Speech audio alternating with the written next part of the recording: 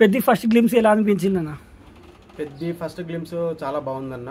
రామ్ చరణ్ యొక్క పర్ఫార్మెన్స్ కానీ, అతని ఫైట్స్ కానీ, లాస్ట్ సీన్లో రామ్ చరణ్ని అంటే క్రికెట్ బ్యాటర్గా దాంట్లో ఒక చిన్న యాక్టింగ్ ఉందన్న. దాంట్లో అతను అసలు ఆ బాల్ కొడుతుంటే అసలు ఆ బ్యాట్ తోటి ఇప్పుడు ప్రజెంట్ జరుగుతున్న ఐపీఎల్ మ్యాచ్లో ఎస్ఆర్హెచ్ కాటరమ్మ కొడుకుల్లాగా అతన్ని కూడా భావించవచ్చు మనము.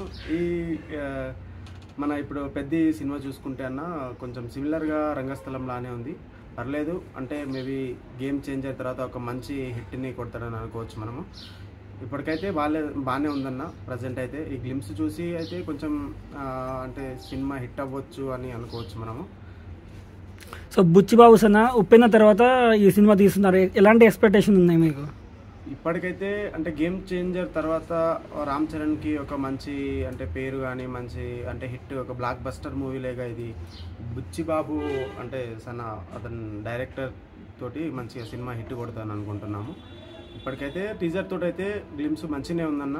చూద్దాము అంటే సినిమా ఏ విధంగా ముందుకెళ్తుంది అనేది.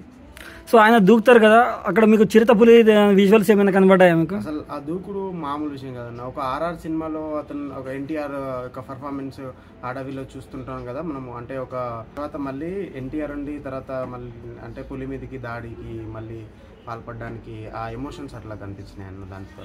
సో ఓవరాల్గా ఈ టీజర్ హిట్ ఆఫ్ అట్ అంటారు, ఏం చెప్తారు? టీజర్ అయితే అంటే టీజర్ విధంగా చూసుకుంటే చాలా అంటే బ్లాక్ బస్టర్ కొట్టేటట్టే ఉంది. ఇంకా అంటే మొత్తం చూద్దాము సినిమా వచ్చిన తర్వాత ఏం జరుగుతుంది, ఏం జరగబోతుంది అనేది.